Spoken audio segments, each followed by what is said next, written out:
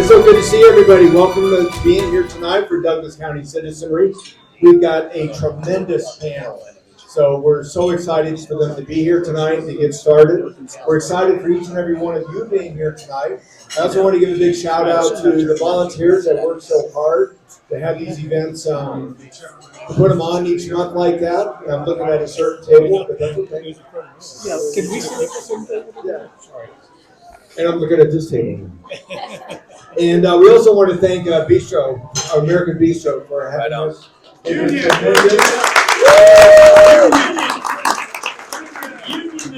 It's Union and American Bistro.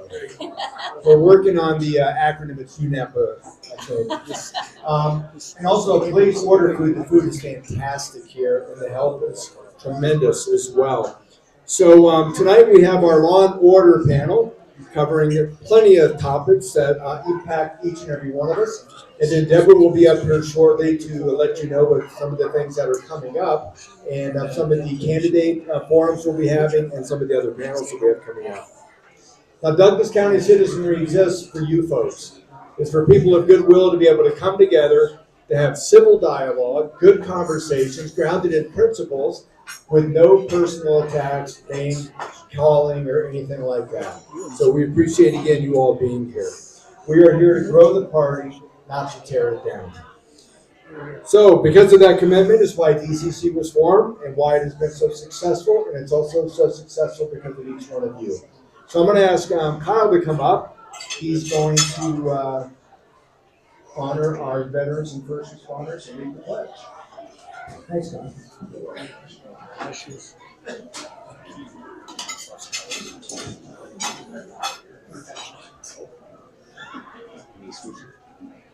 Pledge allegiance to the flag of the United States of America and to the republic for which it stands, one nation, under God, indivisible, with liberty and justice for all.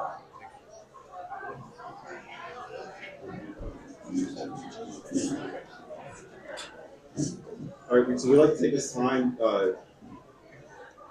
We'd like to take this time to honor any military veterans. If you guys could stand, please.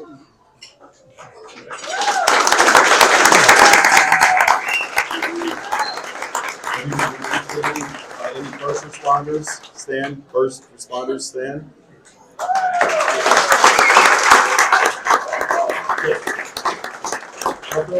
All even first responder volunteers, if you're here, if you could stand too, please.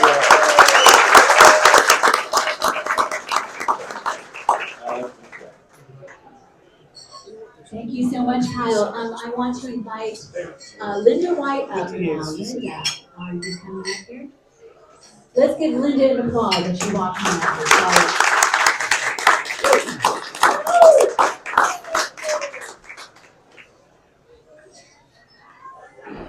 Thanks, Deborah. Sorry. Since this is the year that we're going to be celebrating our 250th birthday, every month we're going to tell you what was going on during this time. I tried to find an actual survivor of 1776, so instead I had to do a little research. This week in 1776, the quiet momentum that built a nation. On this week, in February 1776, General George Washington wasn't on a battlefield. He was in Cambridge, Massachusetts, quietly preparing the first major American victory of the Revolutionary War. For months, the Continental Army had surrounded British-occupied Boston. It was cold, supplies were thin, and morale had been tested again and again. But this week, something shifted. Washington gathered his top generals for a council of war. They reviewed troop numbers, studied the terrain, and began planning the bold move that would soon drive the British out of Boston, a moment that changed the momentum of the war. It was the point when Washington realized We might actually win this. So, while the world saw nothing dramatic happening, Washington was laying the groundwork for the victory that would change everything. And Washington wasn't the only one shaping the future that week. Across the colonies, other founders were quietly pushing the cause forward. Thomas Jefferson, what was he doing? Well, he was in Williamsburg, shaping Virginia's early arguments for independence and developing ideas that would later appear in the Declaration. Samuel Adams, he wasn't making beer. This is what he was doing. He was in Boston, rallying support and urging Massachusetts leaders to embrace a full break from Britain. John Adams, he was in Philadelphia, pressing Congress to strengthen the Continental Army and preparing delegates for the reality that independence was coming. Benjamin Franklin was also in Philadelphia, working behind the scenes to keep the colonies united and to persuade hesitant delegates that freedom was not only necessary, it was possible. So, when we look at this week in February 1776, we see a nation being born in quiet, determined steps. Leaders in different colonies, each doing their part, all moving steadily toward the same dream of freedom. And as Washington prepared for the turning point ahead, he offered a reminder that still speaks to us today. Liberty, when it begins to take root, is a plant of rapid growth. Next week will be another chapter. Thank you so much, Linda. Thank you, everyone, for being here. This is so encouraging. For those who don't know, there was a group of us, Douglas County citizens, who decided a little over a year and a half ago to find out, as an experiment, did people of goodwill want to come together to talk about solutions, not just issues, to talk about principles, not just personalities, and to do it in a way that restores civil discourse. Each and every one of you here just encourages me so much, because good people really do understand that this nation we're celebrating 250 years is worth making sure it continues another 250 years. And this beautiful state that is now 150 years old, that was based on an independent spirit. Last month, I shared some very encouraging statistics. We may look like we have moved far away from constitutional principles, but with the movement and polls showing what's going on in Colorado, 51% of our electorate are now independent by choice. 86% say they are by choice. Why? Because they think the extremes on each end of the spectrum do not represent them. But they agree with the constitutional principles that we come together and talk about here. That's the restoration that we can have. Before we start the program with this very dignified panel, I have to behave myself, by the way, because we have district attorneys and the sheriff here. But how many of you are here for the first time? That's amazing. That is awesome. Thank you so much. And when we started, not sharing it very far, we started with about 75 to 100 people. Our goal is to outgrow this room. Our goal is to grow into Colorado Citizenry, and it is up for every single one of you to invite 2 more people. We love this place, but let's ask them to break out that wall and go further. So we want to do that. Because there are so many who haven't been here, I'm going to tell you my personal reason that I'm a part of a wonderful steering committee. When I look at our country, I think the only thing that is going to stop us from continuing to flourish is if the extreme fringes and the vitriolic voices make the rest of people of goodwill shut down and pull back. And when I think about the times that we're in, similar times in history, there are 2 that come to mind. One, if you've been here before, bear with me, you can say this Lincoln quote with me, I'm sure by now. But Lincoln, 1 month before he was assassinated, when hundreds of thousands of Americans had just killed one another on the battlefield, he could have said so many things in the second inaugural address. He could have blamed people. He could have cried out in anger. And you know what he said? He said, with malice towards none, with charity towards all, with firmness in the right as God gives us to see the right. He talked about how our motive matters. If we're not here because we care about the good of our neighbors, then we won't survive. And in a similar time, Martin Luther King Jr. said these words when he was imprisoned. He wrote these words: "Hate doesn't drive out hate, only love can do that. Darkness doesn't drive out darkness, only light can do that." That's why we're here. We've got problems, we've got better solutions than anything, and America's a beautiful idea. We're continuing for another 50 years. Sorry, Kevin, to point you out. Come have a seat, join us. There are no seats. There's some seats right there. Okay, with that being said, that is the point of this group. We are honored to have so many great panelists that come. I do want to let you know that in March, we're going to have I think it's 6 mayors of Douglas County joining us. So that's going to be a great opportunity. And then in April, we're going to be holding a forum for the Douglas County Commissioner candidates. We are a constitutional group, so we do not affiliate with any one party because we're a 501c3, but we invite candidates to the forums who are constitutional. And then our plan is to have a gubernatorial forum on May 6th after the assembly. That one, we'll see how that comes together. Finally, I want to say this. We are a 501c3. We're all volunteer. You will see on your table both the guidelines and the rules. I don't think anyone here is going to shout at anyone or have to be escorted out by the sheriff or anyone else. Those are our guidelines. Don't look at your wife that way. She's a lovely person. Anyway, but on the other side of that, you will see a QR code. We are all volunteer. First of all, buy food, drink drinks, don't hold us responsible, and don't drink too much, but definitely that covers our overhead. And if you want to donate $5 a person or something like that, that certainly helps us begin to be able to do even more and more. So, okay, that's the public service announcement portion of it. So now I'm so honored to be up here with these gentlemen, and they don't really need any introduction, but I'm going to introduce them anyway. First, we have Sheriff Darren Weekly, who we are so fortunate to have as our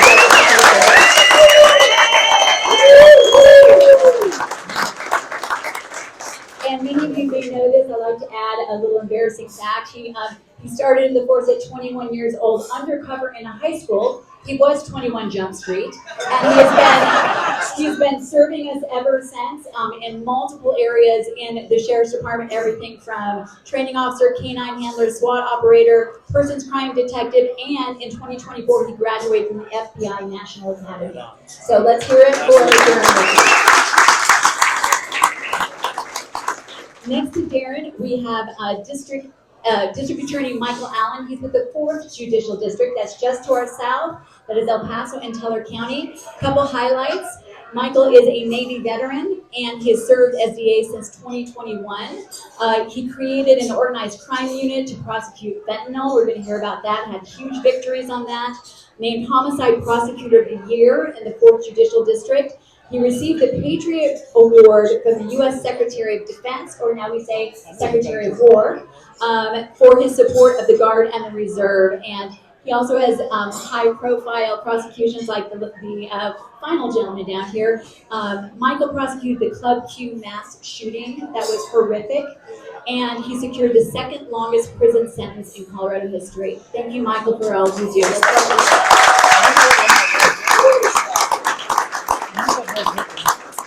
So, George, he just put you to shame. I'm sorry. No.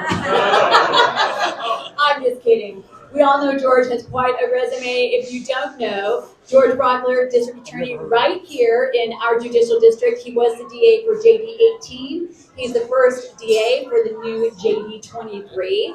He's also an Army Colonel. So you guys can, everybody Army? Yeah, we're told that that rivalry has to go on Army beat Navy over and over. It's weird, they haven't done it for 2 years. I know. There we go. And George also, as an Army Colonel, has served in the military justice system as Chief of Military Justice, Chief Prosecutor for Fort Carson and in Iraq, military judge and legal advisor in the Colorado National Guard. And he also has prosecuted several very high-profile cases, Columbine, where my nephews were when it happened. So thank you for bringing justice there. The Aurora Theater shooting and STEM, bringing justice for Kendra Castillo. So thank you for being here, George. Let's give George a big round of applause.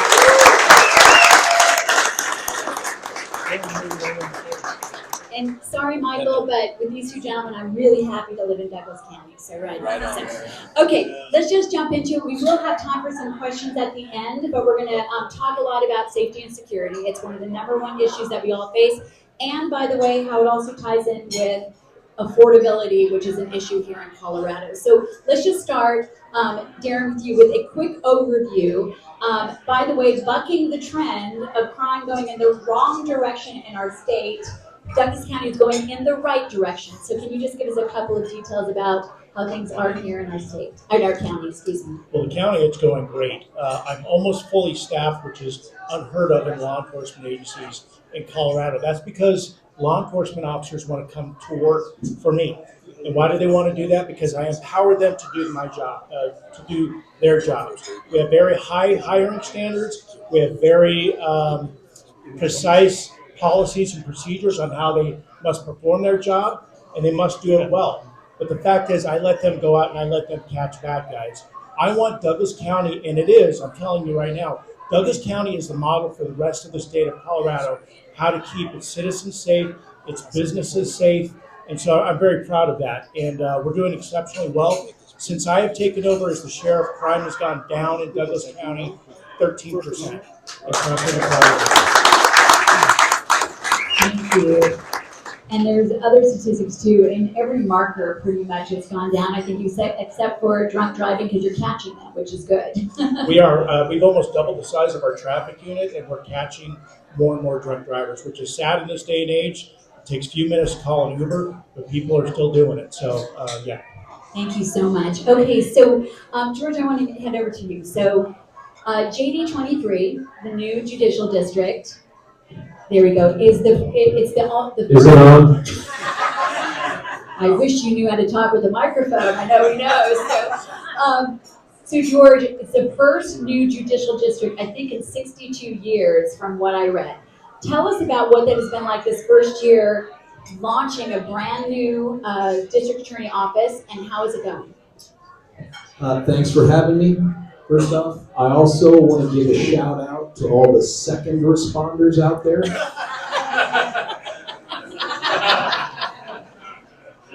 Also, you got some great Army guys and gals here. I'm just going to give a shout out. Andrew Dietrich right here is a retired colonel from the Army. This dude should have been a general.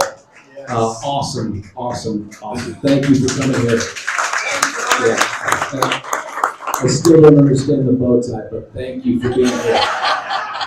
First year has been great, and I'll tell you the difference between the 18th and the 23rd isn't just geographic, it's the ability to focus on us down here and the things that matter to us. In the 18th, 70% of all the crime we prosecuted grew out of Aurora, and it represented about half the population of Arapahoe County and about a third of the total jurisdiction. When you get rid of the responsibility for that, and by the way, I still have Aurora in this jurisdiction, and I think Linda White knows that well. It's crime-ridden inspiration down there in the other areas. At some point, I'm telling you, the police are ready. You guys are going to attack each other with golf clubs on the 4th green, and it's going to look like end times. Anyway, we're able to focus on things that we weren't able to do as much in the 18th. And having a great partner and the best sheriff in the state of Colorado and Darren Weekly makes a huge difference.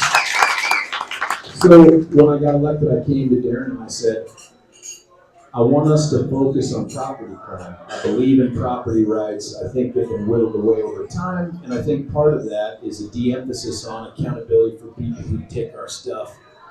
And so Darren and I sat down, we ended up talking with the chief judge, and we got it in our heads that if you come down here to steal from us, plan on staying, because you're going to go to jail. And I asked Darren, I said, do you think that the jail has the capacity? And I didn't even get the word out there. He goes, we're in. Whatever we can do, we can put him there. Let's do this. And that has trickled into some other crimes that make us different too. So for instance, the year before I took office, about 2/3 of all motor vehicle theft defendants went to jail. 1/3 of them didn't. Now, 100% of them go to jail. Yeah. Vehicular eluding, the same thing. Vehicular eluding, it was about 70% went to jail. Now it's 100% go to jail. And I think what we're doing And there's no way a DA alone can do this without the three great chiefs that we have, with a great sheriff, and frankly, we have a great chief judge.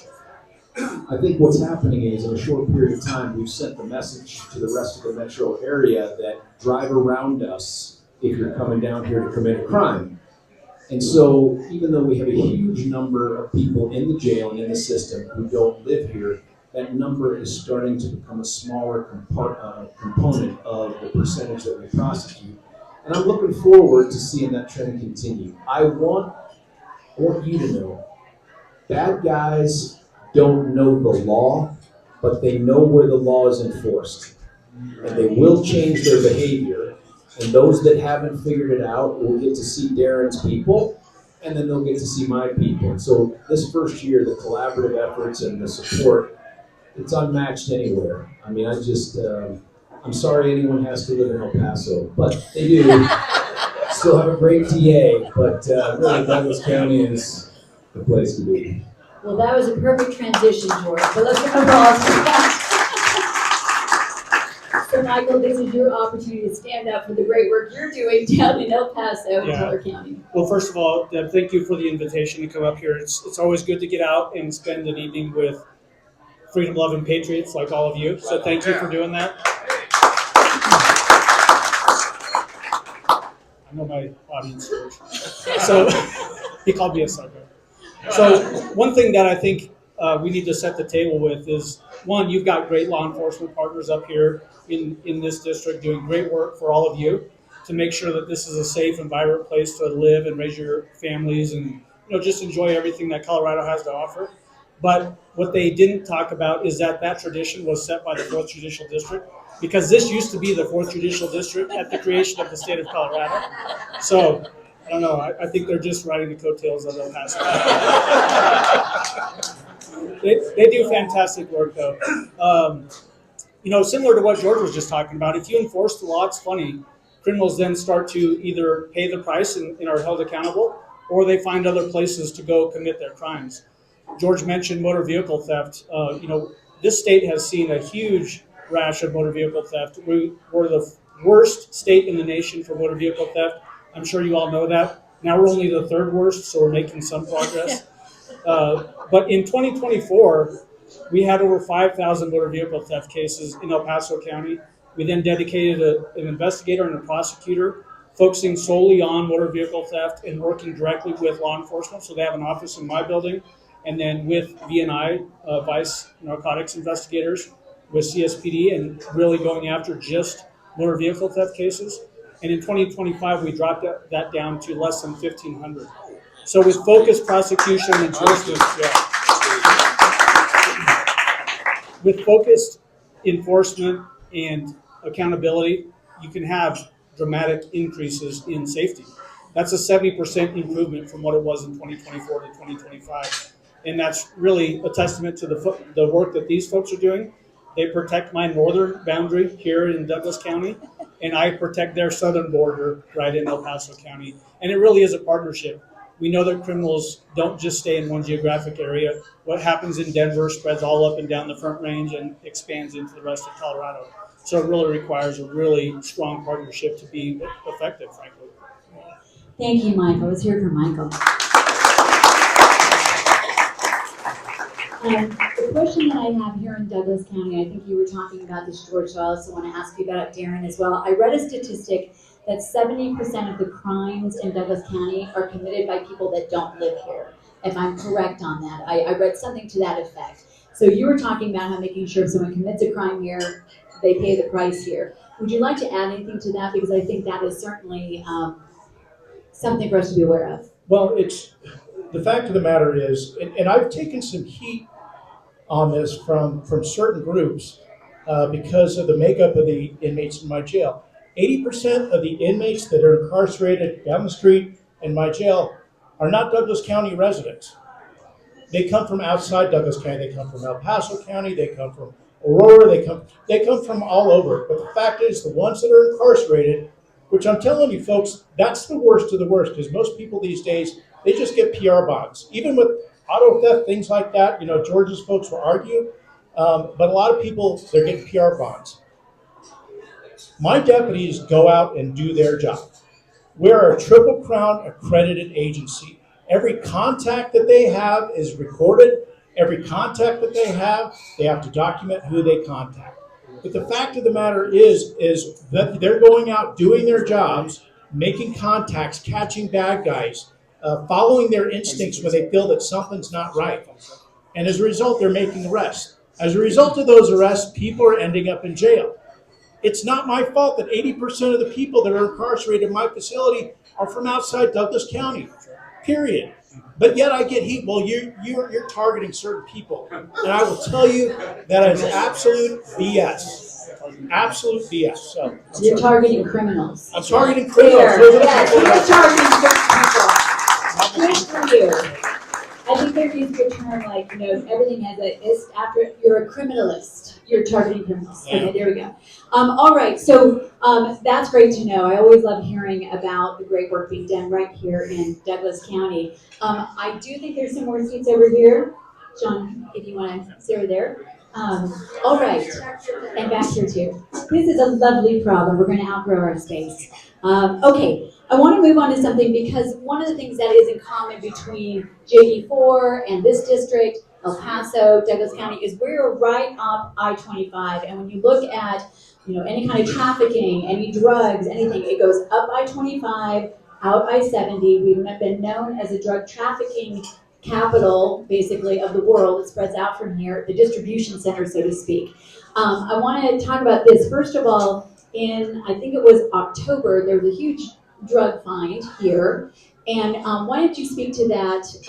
It's actually the largest of its kind in Colorado, the 6th largest fentanyl drug find in the United States of America. So let's just talk about that real quickly. Well, unfortunately, we can't take credit for it because a good Samaritan who won that storage unit on auction opened it up, saw a bunch of storage bins, and lo and behold, it was full of fentanyl pills. And it was one of the largest seizures in the nation. And people are like, in Douglas County? I'm like, yeah, because I-25 goes right up Douglas County, right through the middle of it. I-70, east and west. The city of Denver has been a drug hub for decades. This is nothing new at all, folks. But the fact is, it's starting to creep into the suburbs.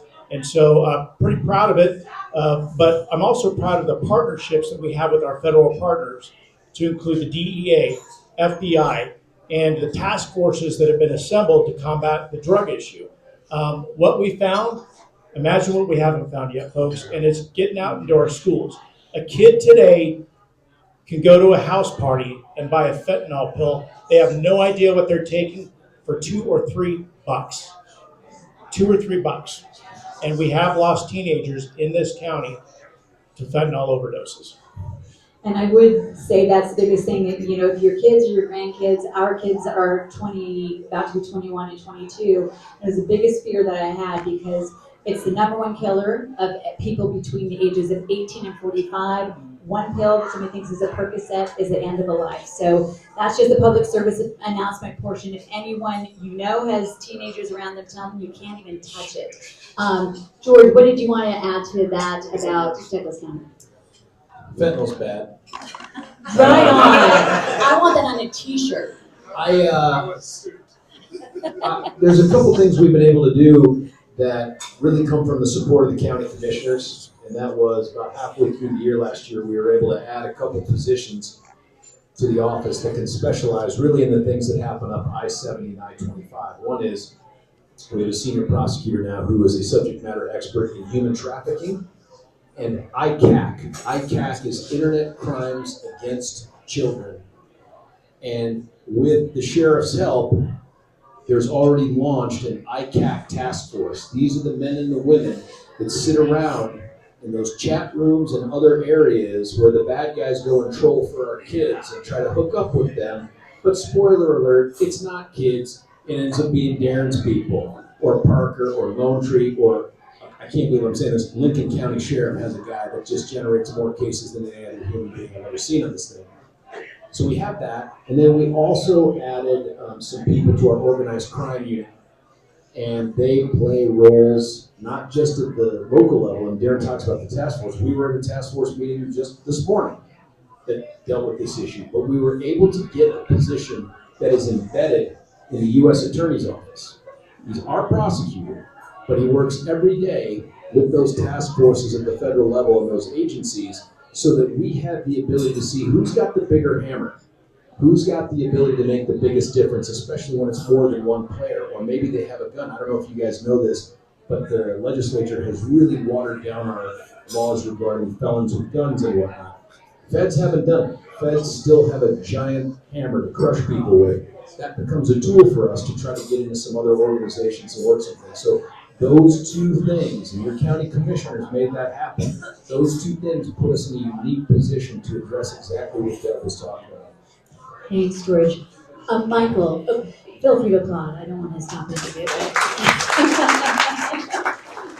Michael, down in El Paso, once again, right after this I-25 corridor, you created an organized crime unit to prosecute fentanyl traffickers and cartels, and you have had great success. Can you share that? Yeah, absolutely. So what Darren just talked about is absolutely right, that we can have kids, and it's happening all the time, will go off and find a fentanyl pill, maybe intentionally or unintentionally, and then they could die. We actually had that happen down in Colorado Springs, where a young high school girl, a sophomore in high school, her and two other friends went to the mall in Colorado Springs over the lunch hour, got 3 pills, they smashed one up and took it. 2 of them got sick, the third one died at her desk in the school. And that was prior to what we have now, which is the Fentanyl Accountability Act, that allows us to locally prosecute instead of taking those cases to the feds. So now we have the ability, thanks to the change in the law there, to really go after these fentanyl death distributors, is what I call them. They're dealing death on the streets, and get some really big sentences. We had a young mother, actually, who was a drug addict, but also a drug dealer, was distributing fentanyl. Her 3.5-year-old daughter got a hold of the fentanyl pill and died. And this drug dealing mom, instead of rushing the daughter to the emergency room or calling 911, drove around town hoping that her daughter would get better, and then ended up at a truck stop and somebody else called 911. And of course it was too late, and the little girl died. And that represents one of the biggest fentanyl death distribution cases in Colorado so far. We got, I think, 28-year prison sentence on that mother. And you can just imagine the tragic circumstances of that. You've got somebody that is hooked on drugs, is dealing drugs to support a drug habit, and then her young daughter is killed. And really what all of that is a reflection of our drug permissive culture that we have in Colorado. If you go back to 2012, when marijuana was added to the state constitution and legalized, at that time we had a lower than the national average violent crime rate. Now it's above the national average in violent crime rate. In fact, we're number 47 in the country for violent crime rate now. So really introducing drugs, making them legal, making them easy for people to get a hold of, has really had a detrimental impact on Colorado. And I just appreciate the work these guys are doing. Yeah, and thank you. And Michael, from what I was reading, you have prosecuted more fentanyl death cases than any other office in Colorado, secured the longest prison sentences statewide. So that's great work also. Well, we just talked about the state challenges, because Douglas County is going in the right direction as we're going, becoming safer and safer. There's a couple statistics, and we're going to talk about the challenges that these folks face from state laws versus what's happening locally. Colorado, you just heard about 47th most violent crime, highest rate of violent crime amongst the 22 most populous states, which means we have a higher violent crime rate than New York with New York City and Illinois with Chicago. And the reason why these are important is because while we do not endorse candidates, we are heading into a very significant election season, and people are going to want to talk about the issues we all care about most: economy, safety. Colorado, the state, is going in the wrong direction, and there's reasons why. We're going to talk about it in a second. Automobile theft, we're the 47th worst state in the nation, up 200% since 2010. Some of these might be outdated, but you get the sense. We went from one of the safest states to one of the least safe states. Douglas County and El Paso being the exceptions. But let's talk about this. What is causing this on a statewide level? I mean, I think we all know, but I want to hear specifically from you all what is making your job challenging. Well, honestly, I think it's a lack of accountability, and the fact that so many of these criminals are repeat offenders. They're getting PR bonds or they're getting lower bonds. The fact that our state legislature lowered so many crimes that there's no accountability. Now, yes, crime is down in certain areas. I'm still waiting for my 2025 statistics on violent crime in Douglas County, and I'm holding my breath. But the fact is, you can just look at our social media from the sheriff's office. People are more willing to use violence, including deadly force against my deputies on a regular basis. They are coming in contact with violent people who do not want to go back to jail or prison, and they are willing to kill my deputies to avoid that. And when I started with the sheriff's office 33 years ago, the calls for service that we would occasionally see or the pursuit we would occasionally have, our deputies are doing this on a daily basis. They are encountering dangerous people on a daily basis who should be in prison. You may have seen several weeks ago where we got into a shootout, my deputies got into a shootout with a violent offender who was released early by the state of Colorado, only to immediately reoffend and be back on the street with a gun in his hand shooting at my officers. That guy should have never been out of prison. I agree. Let's talk about it from the side that you folks are on prosecuting, because penalties in Colorado, through laws coming out of the legislature, have become now very much pro the offender and not for the victim of the crime. Can you talk a little about what you've been seeing that has been making this a crime permissive state? He said pass, which is not what George really does. Look, Michael right now is the president of the Colorado District Attorney's Council. So this guy is swimming in the legislative stuff every day. I'm going to leave, if you don't mind, I'm going to leave that for Michael. I want to talk to you about another branch of government, though, that deals with something that Darren brought up that impacts us, and that is the judicial branch. That's one of the big three, right? Our judicial branch, and I have a column coming out in the Gazette tomorrow that will address this, touts itself as having a merit-based selection process. It's not. It is heavily imbued with partisan politics, and I want to give you a couple of examples. And this is how it shows up when it comes to things like discretionary sentencing and discretionary bond setting. And in no way, if anybody knows our judges in the 23rd are the smartest, best-looking judges on the planet Earth. It's all the other judges I don't appear in front of and can't hold me in contempt that I'm talking about. That's for the record and the video right there. A couple quick examples. We have a new Supreme Court justice that's going to be picked. Did you know that? We have 7 members of the Supreme Court. One of them stepped down for health reasons. 3 names went up to the governor, and he's got like 15 days to make that decision. And that's going to happen probably by early next week. How did we pick these 3 names? There is a 17-member Supreme Court nominating commission. How do we get 17 members? 2 members from every congressional district. One is an attorney, one is a non-attorney. The non-attorney, and there's an at-large member that's also not an attorney. Those 9 people, the non-attorneys and the at-large, are all picked by Governor Polis alone. All the attorneys are picked by a majority vote of the AG, the governor, and the Chief Justice of the Supreme Court. So with 17 members on this commission, you would expect that there would be some balance, some parity. The truth is, out of 17 members, 3 are Republicans, 9 are Democrats, and of the remaining 5 unaffiliateds, 3 of them are frequent donors to Democrat candidates for office, including for governor. And so you don't get that balance when you're screening the names. At the local level, for trial judges that we have that do the sentences and the bail and the bond, there are 7-member nominating commissions in each of the 23 judicial districts. I couldn't figure out the math, but somebody told me that's 161.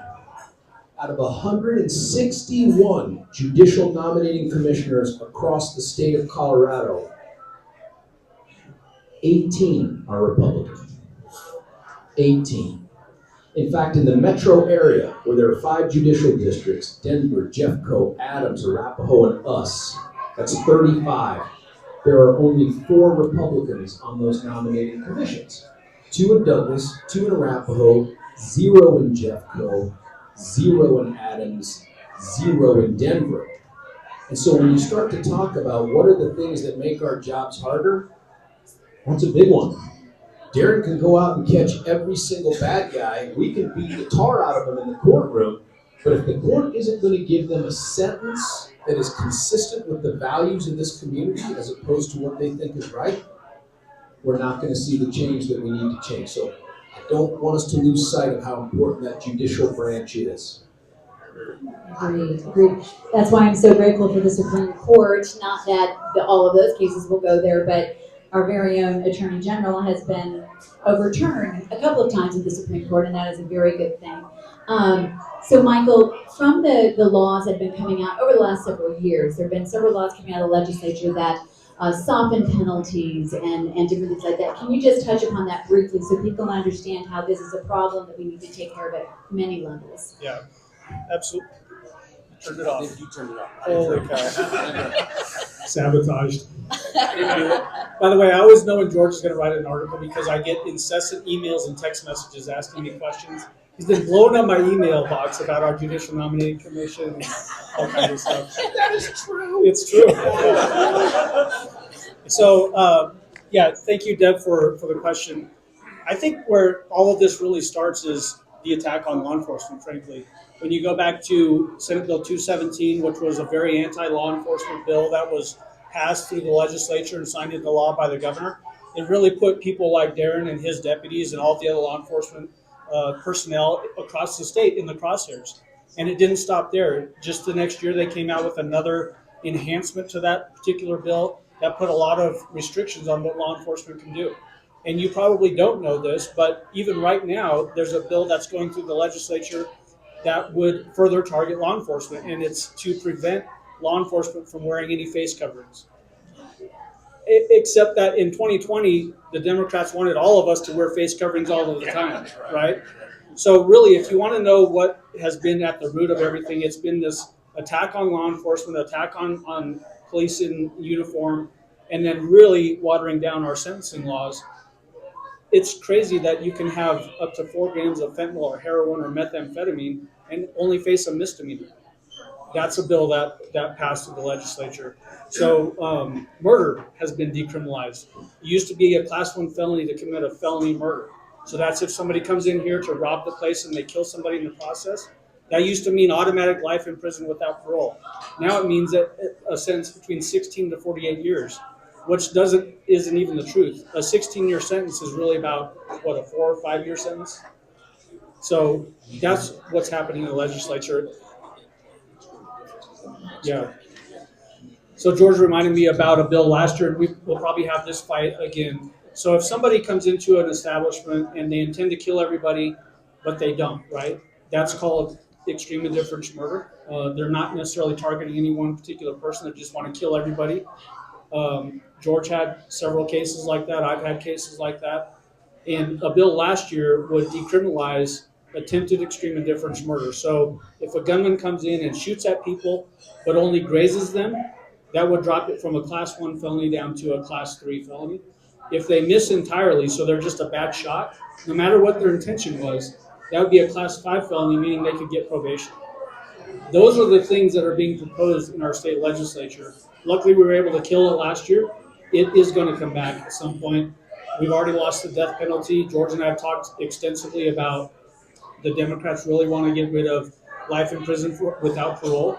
So Aurora theater shooter, they don't want that guy to spend the rest of his living days in a cage. Or the Club Q shooter, they don't want that guy to spend the rest of his living days in a cage where they can't hurt anybody. Those are the things that we're really facing. But it all, I think, starts with the attack on law enforcement that occurred. And the reason why this is so important is we do believe that if we start talking to our neighbors, they're going to be asking a lot of questions. These kind of issues are not Republican or Democrat. These are safety. This is the basic job of government. And if we can start helping our neighbors connect the dots between the crime, and oh, did you know this bill was just passed that lowers these penalties? So definitely read the things that George puts out. This is key information because the vast majority of Coloradans care about this and they actually agree with the solutions. They just don't know that's happening under the dome. And so it's very important. And I think to your point, Deb, you're going to see a lot more public safety ballot initiatives on your November ballot because our legislature is failing us so miserably that the common sense voter, whether you're Republican, whether you're Democrat, whether you're unaffiliated, like, of course we want to lock up criminals. Of course, we want to keep people safe. And so you're going to see more ballot measures, including this November, that are directed at public safety. And one of them, by the way, the deadline is this Saturday. If you've not signed the petition, that will increase the trafficking of children to a Class 1 felony. Find it and sign it. They're all over the place. Well, and I'll say that the bill they just got past committee, Yes. it got a $17 million fiscal note tied to it. I fear that's going to kill that bill in short order. And so they knew it was probably going to pass at a bipartisan vote, so they're like, we're going to kill it with a fiscal note because they don't like it. And so, again, instead of building more prisons for criminals, they're just going to kill the bill. Well, that's why the ballot initiative process, by the way, Colorado is very unique that way. We can actually do it, but we've got to make sure it gets across the finish line. And that one, by the way, that Mark Osgeist, who spoke here a little while ago, is the proponent. When you ask independents, and it was polled about independents, they actually said Class 1 felony is not high enough. They started talking about dismembering parts of the person's body and the death penalty. So it is very popular. Everybody agrees with us on these things. Just make sure you get that across the finish line and get signatures. Okay, one other thing, and we won't spend time because I want to make sure we get to a couple of other big issues. But by the way, one statistic that I had both George and Darren on the air talk about is that you'll see a report, and this is what's going to get really bragged about this election cycle, just so we can be clear. The recidivism rate, meaning how often criminals go back to prison in Colorado, has dropped. If that was because there was actual reform going, and people were going out to be great contributing members of our society, that's great. That's not what's happening. They're getting out easily, if anyone wants to add to that real quickly. But they're letting criminals out, giving them a slap on the wrist so they do not return. They'll brag about that rate. But at the same exact moment, violent crime is going up. Would anyone like to say anything quickly about that before we move on to the next question?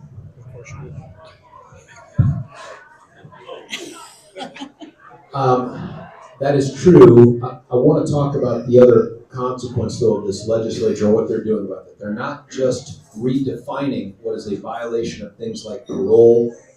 They've had several bills since 2010 that have sought to make it harder for people to be denied parole and then to be revoked off of parole.